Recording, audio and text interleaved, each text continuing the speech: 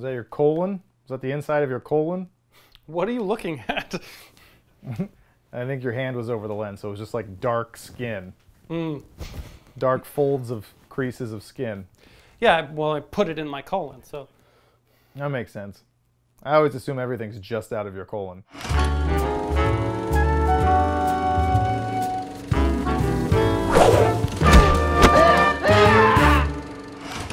I'm excited for this episode because, well, for several reasons, as I always am. But this one is. You're so excitable. I'm excited all the time, but let me continue to go back and tell you that it's for several reasons, which I always am because I'm excited, and I'll just keep repeating myself. Mm. Hey, Ev, how do you feel? Keith, Everett? I'm excited. Oh, good. I'm excited for this episode. I'm excited for this episode because I think this movie is very interesting, and I feel like it's under discussed. So I think that's a cool element of this. Mm-hmm. And then I'm on a personal basis. This girl I know, who I happen to live with, mm-hmm. and we're very much in love in a committed relationship. This is one of her favorite movies of all time. Sorry, ladies. And this was her recommendation for us to talk about. Mm-hmm. So, Monique. Hi, I'm Monique Birtwell, also known as Ev's girlfriend. The movie that I would love for the Bluff Council to review or watch, or really just to make Keith watch and complain about, is Heart Huckabees. The ideas in it were just so different and something that I hadn't seen before, and the performances and the comedy of it and just the deep questions that it really asks, I found so refreshing and interesting, and a new way to look at your enemy or your friend. And these are real, we all have real life situations that we felt the same way that Albert feels, and we've all had people that we feel like are taking over our lives and trying to undermine everything we're trying to do, but doing it in a way where they look like the better person. And to really dismantle your reality is something that I don't think people question or think about. And this was, you know, a movie that asked those questions and made you think about your own reality. What do you have to say about what this beautiful young woman said? Well, no, let's start with, did you know anything about this movie? Had you heard of this movie? I always like getting a little temperature gauge. Some context, yeah. No, I had heard of it, but I really didn't know what it was about. I knew it had a big, not a big cast, but a notable cast. Yep. And I knew it was a quirky, I don't want to say underground film, because that's not right, but it was a little quirky, off the beaten path sort of film. But I didn't know, I had no context. Even when you told me, you're like, oh, it's a comedy. I was like, it's a comedy? I didn't even know that. Yeah, it was under the radar in a lot of ways, which is fascinating because it does have an amazing cast. I mean, there's 7 or 8 big names that are featured prominently in this movie. My brief little history with the film was I think I watched it once when I was more like closer to when it came out, you know, like in the I think 2004. I think I watched it right in that range maybe, and because I really liked David O. Russell, the director and the co-writer of this film. I really liked Three Kings. It is a movie that I was a big fan of. I would have said it was one of my favorites in the late 90s. So I was excited to see this. And I was really confused by it the first time I saw it. And I think it kind of went over my head. And I thought like, yeah, okay, cool. But it didn't speak to me. And I'd be really curious to see what Keith thinks about it. I know that Ev likes it 'cause we've watched it together, and I've kind of gotten him to grow in his love for it as well. And then as Monique referenced, her and I got together and a few years ago, it's I think her 3rd or 4th favorite movie of all time. So she wanted me to watch it, and I watched it, and I was just laughing out loud throughout a lot of it, and I really began to appreciate it. And then we've watched it subsequently 2 or 3 more times. She's always wanting to watch it, and it's really good. I think it's really smart, and it's really funny, and it's strange, but if you can, it's one of those things, if you can get into it, you can get into it, which is some movies, and they don't have to just be weird kind of quirky comedies. A lot of movies you just have to kind of, I'm gonna go down this ride and just let myself go. and you can enjoy it even if it's not necessarily something that you would normally be attracted to. What was your takeaway from it? Did you enjoy it? Well, you have to say all those things, right? That's what everyone's gonna say, Yeah. but I don't know. Monique and I have different opinions. Her favorite movie of all time is Moulin Rouge, which is not one of my favorite movies of all I time. feel like I can see her behind you, working you like a dummy. Yeah, no. She's like sharpening a knife right now. She can hear me through the wall. And she's just like, oh, he better not be saying anything bad about Moulin Rouge. I kid. Here's what I'll say. I like that this film exists. I don't like this film. Okay. I like that films like this are being made. I'm glad that stars like Mark Wahlberg and Dustin Hoffman are in this film, like big, notable A-list celebrities. It's not just some quirky independent. Like, I like that it's getting that kind of appreciation from those kind of stars. I like the subject matter that it tackles. I like that it's a comedic approach to it. I just don't like what happened. I should rather say it didn't connect with me on a level where I connected with it. Like, it sounds like how you first felt about it is how I currently feel about it. Like, okay. Yeah, that's what I was just gonna say. Like, Yeah. I think you should watch it again. And you may not love it, but I do think it is. I think some movies require repeat viewings, and I know that's kind of a cliche sometimes, but I really do think that's true, and I think that's true with this one. Is once you know what to expect, it almost makes it easier. And a case can be made that doesn't make for a great film out of the box if you have to watch it. Like, I'm actually say that frequently. Like, don't tell me I have to watch a movie. Like, people say you got to watch Tenet twice.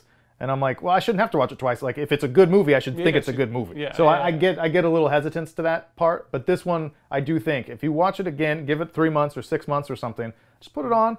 And when you know it's going to be quirky and weird, that stuff doesn't catch you off guard as much. So you can really just appreciate the humor, and it started to make a lot more sense to me the more I watched it. Like, oh, I understand everything that's happening. Whereas if you're just like, holy shit, this movie's weird, and there's little cubes floating sometimes, and it's kind of surreal and abstract, then your brain is inherently, I'm trying to figure this out. Yeah. And instead of just enjoying the ride, you know?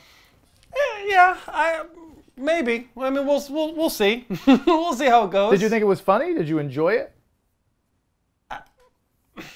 The best I can give you is I didn't dislike it. I didn't dislike any one thing. Like, I feel like I got it enough to be like, yeah, I get what you're trying to do. I just don't think it resonated. It just didn't resonate with me, unfortunately. But I don't want it to sound like I was like, oh, this is garbage, this is trash. I don't feel that way at all. I don't think it is bad. I just don't think it connected with me on a level for me to be like, yeah, this is really good. The story was so dense and moved so quickly that I didn't latch on to it, and I really had to catch up as the movie was going. You know, the performances were good. I don't think anybody was that great, but I think the performances were all pretty good. Like, I don't know. It was fine. It's rough. I gotta take issue with that. What issues do you have with with me feeling that the performances weren't, like, none of them were great? What did you think was great? Because I think all of the performances are great. Great.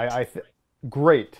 I really do. As I was rewatching it again now, which is probably the 5th time I've watched it in my life, maybe 6th, I thought these are all home runs.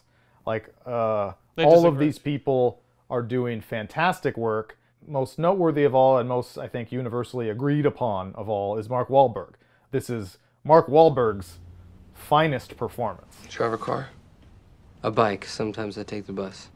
Good, that's good. I like it. I could see why they put us together. Better than Boogie Nights. Yes.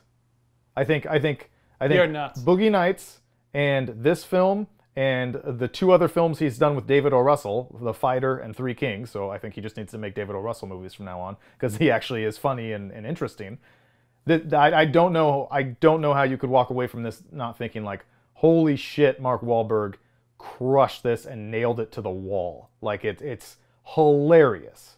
You use petroleum, you're a murderer. That's a fact. I don't think that. Unfortunately, I don't think that. I as I said before, let me preface. I I don't think anyone is bad. So let's remove that from everything I'm about to say. Mark Wahlberg sucks. Yeah, I was gonna say. No, I don't think he's bad, but I think everyone is who they are. That's honestly, like, I think Schwartzman is Schwartzman. It's a very Schwartzman role. Like, Well, Schwartzman is always Schwartzman, yeah, but it's he can his still role. be good. Like, I'm not saying he's bad. Again, he's not bad, but it's uniquely him. He's perfect for that role because that's just kind of what he is. It's what he does and what he does well. I think Wahlberg's the same way. Like, in this role, like, I think when he does comedy, this is kind of it. That's kind of what he does. He's just he's a physical presence when he does comedy. He's a physical presence. You can't name a role that he does comedically that's not embodied with physicality. He's just like a Hulk, you know, and that's just like what are you doing? What are you talking about? That's kind of what he does. Dustin Hoffman is even very He's very just monotone and very low energy and astute. I think everybody does the roles that they kind of would normally do in this film. Again, not poorly, they're executed, but how they would do it. Like, I don't think anyone reinvents themselves. Like, I don't know if I'm making sense anymore. A person doesn't need to reinvent themselves to give a memorable role or performance. And I would also say that, I know this doesn't matter in the long run, but this would have been, I mean, this was sort of Mark Wahlberg reinventing himself. This was easily the most comedic role I think he had done up to this point. So that's another reason why when it came out, this was a huge revelation, because he was doing something he hadn't done. I would counterpoint and say Boogie Nights is a largely comedic role of his, where he's not a hulking physical presence, where that's not central to his humor. And then beyond that, is there one or two other comedic roles he's ever done? Like, it's a very short list. There's the other guys, and that's damn near it, you know? And maybe Daddy's Home as well, in terms of comedy. He's very physical in that movie. That's Daddy's the whole point. Home That's does not his come whole to gig. mind. So I will agree with you. You're right in the sense that I'm judging today. I'm judging 2021 and in 2004. Like, that is unfair. That's unfair of me to be like, oh, I have this whole body of work to reference. So you're right. He might have been a different star at that point. So I will give you that. I will give you that. But even with that, I don't want that. I'm not taking it. I don't accept it. All right, throw it back in my face then. Because it's a great performance, regardless. It's a good performance. It's a good performance. I don't think he does anything great. Laugh at great. everything he says. Do you think Mark Wahlberg's a great actor? I do. You do. I do. But I think he's only made like 4 or 5 really interesting, great films. I think we talked about this in the Boogie Nights episode. Well, I guess that's my point. He's found his Adam Sandler-like routine where this is what makes money, and this is what enables my lifestyle, and this is what I'm going to do. Patriots Day and Shooter and the oil rig movie and all that stuff. Like, it just patriotic action movies are what I do. But when he does movies that really challenge himself, like The Fighter, like Three Kings, like I Heart Huckabees, like Boogie Nights, I think he's phenomenal. I think he's phenomenal in this movie. I think this movie alone, you could hang your hat on. He is a great actor. He is doing so much. I just, this time in particular, I stared at him the whole time, even when he wasn't talking. Every scene he's in, he is like a magnet. And if you look at his face, he is doing so much, like not too much. He's just doing so much subtlety and these little smirks and these little reactions and his little insecurities as a person. And him having these breakdowns about petroleum and his disgust. He has so much disgust in his face all the time, every time Jude Law shows up, or when he's sitting there with the Spanish grandma who's like giving that poem song, and he's just like... I have no idea what you guys are talking about. I thought we were going to talk about petroleum. You know, like, it's so good. That scene where he's introduced on the parking, or in the front yard as his wife's moving out, and he's chastising his wife and having a breakdown and telling his daughter, like, Daddy's not crazy, baby. The world is crazy. It's important to ask these questions. Mommy doesn't ask because mommy doesn't care. All that shit, man. That's like great stuff. It's like I don't know. I'm surprised. Watch it again. It's really funny. He is worth laughing at every time. Word. But just to wrap up the other performances that you think are all mediocre to shitty, I think Wahlberg's the shining star, but I think, I mean, someone like Lily Tomlin is just pristine. It's just hilarious. Like you know what you're gonna get with Lily Tomlin, and I think she's just so perfect. She is a brilliant actress, brilliant comedian. Dustin Hoffman, Jude Law. Jude Law is an amazing actor. He's a great actor. I think he gives a really great performance here. I don't know how you could say Jude Law's performance isn't great. I think and maybe I'm, again, because I'm judging something that happened in 2004. 15 years later, 20 or whatever. A great performance is a great performance. No, but I just feel when I watch this movie, and again, I'm understanding that it may be because they've developed over time, you know, but everybody is who I would think they would be. It's almost like they typecast everybody. You know, like, of course Jude Law is going to play a preppy asshole prick. That's to me his wheelhouse. Like he's a gorgeous man. Like he's just gonna play that. Naomi Watts is a beautiful woman. Like she's gonna do that. Dustin Hoffman's gonna be this quirky old guy. Lily Tomlin's gonna be this quirky wife of this other quirky. Like Schwartzman's gonna, you know, Jason Schwartzman's gonna be Jason Schwartzman. Like it just feels like everybody's just being themselves, like what they're known for. And maybe at that point they weren't known for it, but that's how it hit me today. I'm just like, oh, this is exactly what it's gonna be. I'm probably That's a weird argument because I mean, most of the time, most actors are cast because they represent or they're easily buyable in those kind of roles. Like that's for all movies.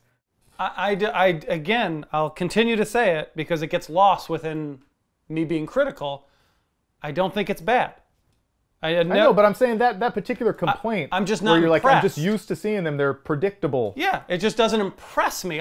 Something that impresses you by definition is something you didn't expect, by something you haven't seen, by something you're amazed by. You're like, wow, look at that.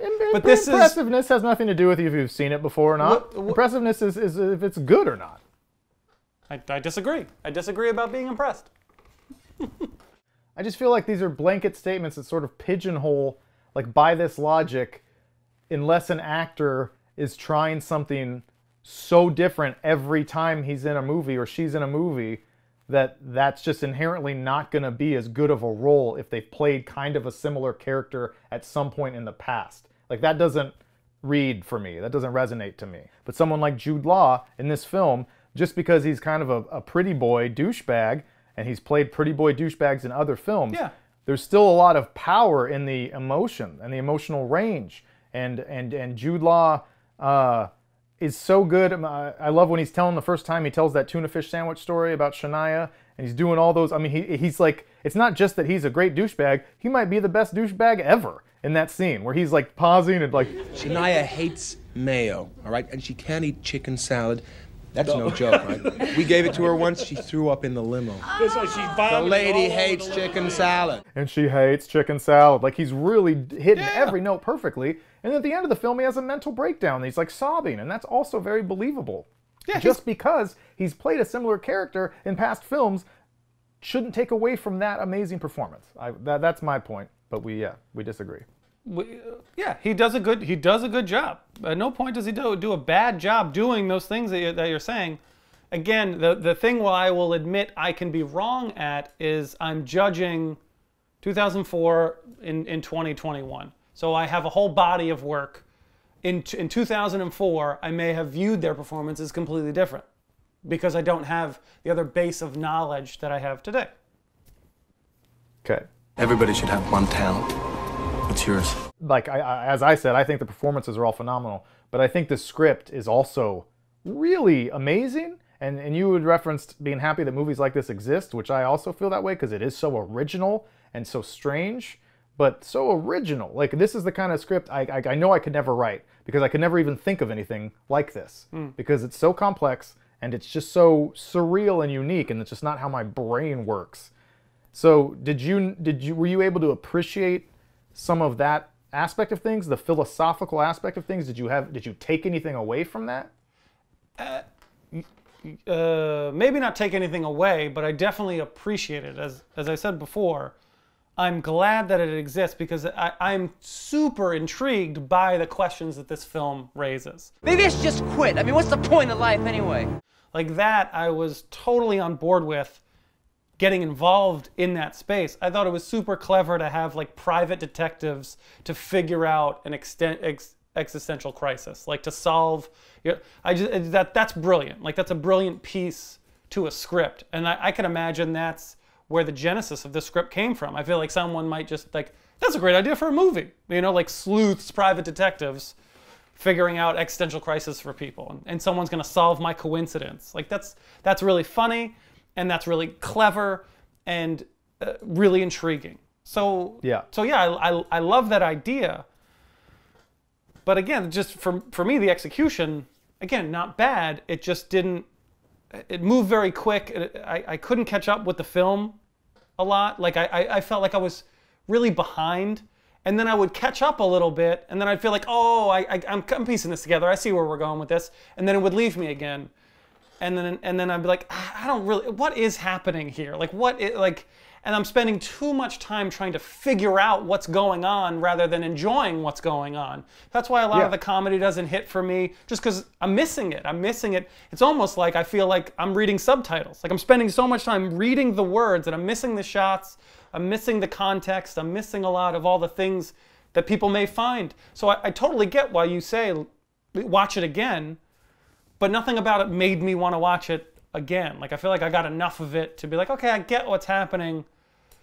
But wait a little while. Wait a little while. I'm just gonna say watch it again almost after everything you say in this episode. I can tell, because that's what I was thinking right as you said that. Because that I understand some of that. That's how I felt the first time I watched it. You know, in my underdeveloped 17-year-old brain. Or no, I was probably 21. I was probably 21 or 22 when I saw it. But I felt that exact same way, where I'm struggling to kind of keep up, and because of that, I'm missing all of what I really think is genius. Like I think the way you described Fight Club, where you talk about how every frame is so intentional and the story structure is so brilliant in terms of interacting and looping back, and I think that's here in almost a more complex way, even maybe. Because there's so much nuance, and so much of the comedy comes from these kind of, I don't want to say callbacks, but things that are harkened back and forth throughout the film. And once you kind of have a better grasp, like I said earlier, of what's happening, you can just appreciate the comedy and the humor and the subtlety of it all. And so I really do want you to watch it again. I love the philosophical aspects of this movie. I love the nature of like these competing factions. One side says everything is special and everything's connected, and the other side's like nothing is special and nothing's connected. And how they find that the accurate place is kind of in the middle, which is kind of genius in its own way. Well, I'm on the other side as a person. I'm on the French side, the French woman, where life is nothing but pain and miserable, and nothing means anything. Less than 5% of the cosmos is composed of the same elements that compose human life. You know, there you go. That means we're all alone and we're miserable and isolated. Yeah, where you want to have like weird mud sex with her. Yes. One of my favorite lines is towards the beginning when he first visits Dustin Hoffman and Lily Tomlin. And she says, "Have you ever transcended space and time?" Like so matter-of-factly. And he says, "Yes. No. Time, not space. No, I don't know what you're talking about." That like there's a lot of things like that's very funny. You tell me you didn't laugh? Yeah, no, I did. I laughed. You jerk. I laughed.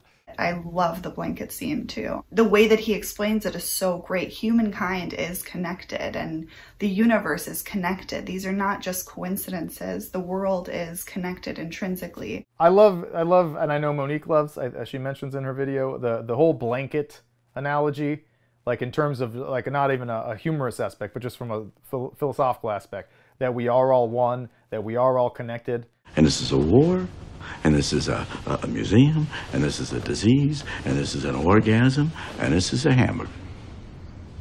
Everything is the same, even if it's different. Exactly. I don't know how you view all of those sorts of things. I know you're a little agnostic-y, atheist-y, but that doesn't necessarily mean that you don't believe in any sort of higher source or universal power, because I'm also pretty agnostic, atheisty, and I actually there's some truth in this movie. Amongst all the screwball insanity, I think there is some real interesting stuff. Yeah. And I think that blanket analogy is one, because I do think that we are all connected, and that we have strayed from that. And if we can acknowledge that we are all one, and as the way Dustin Hoffman says in a very beautiful line, anything you could ever want or be, you already have and are.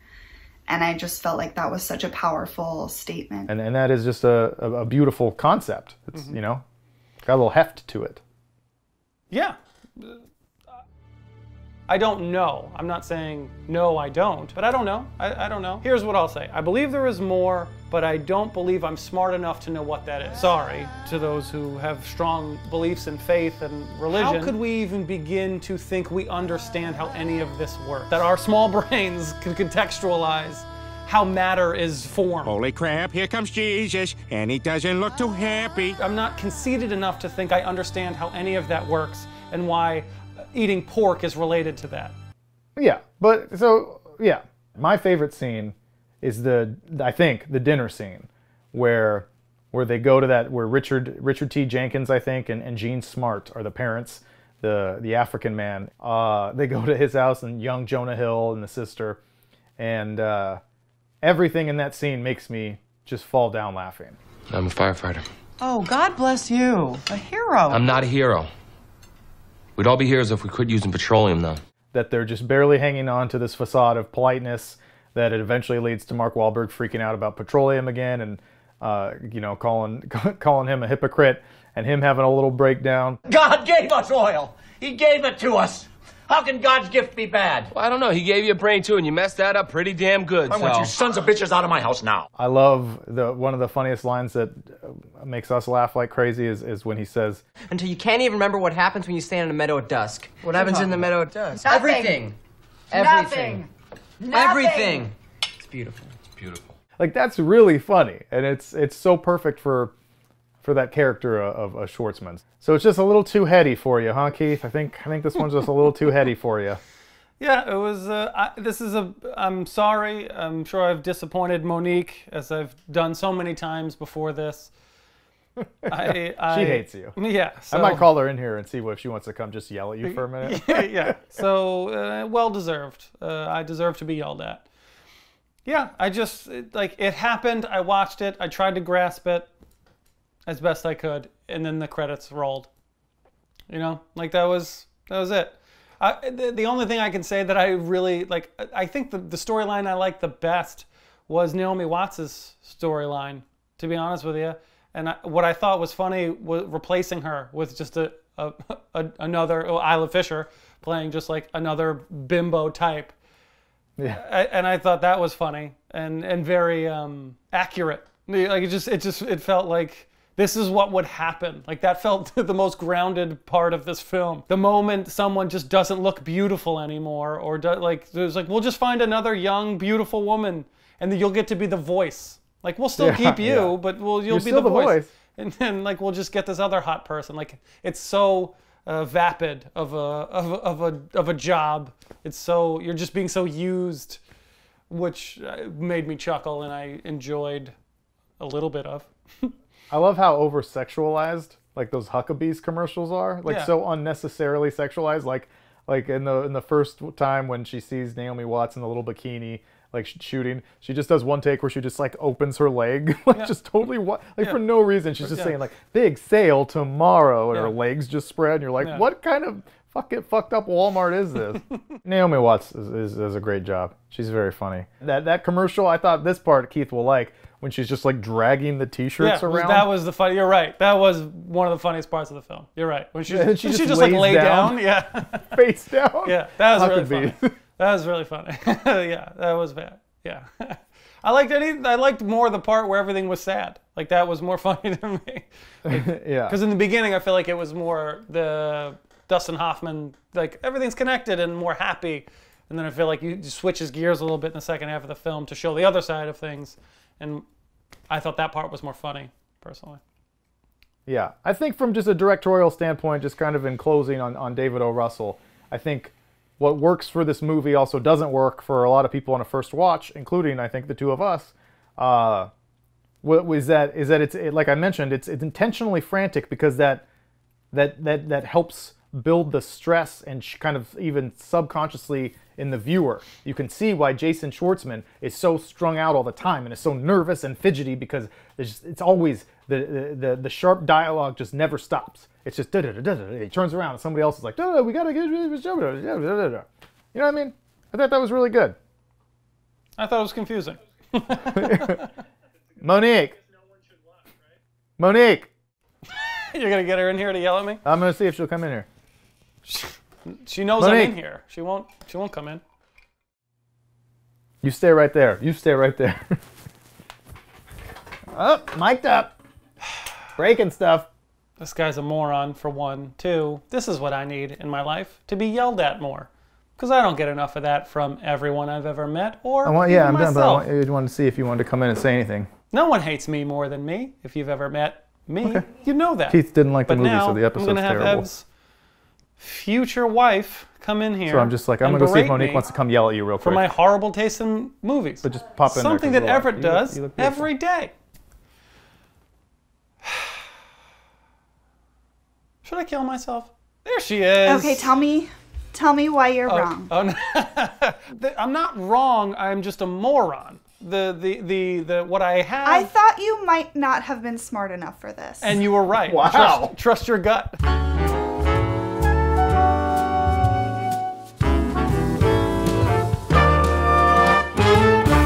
I do feel like you're one of those people, though, who likes to kind of, well, I know he does, like to wallow in the sadness of life and things that will kind of take you to that level. Yeah, I got it from him.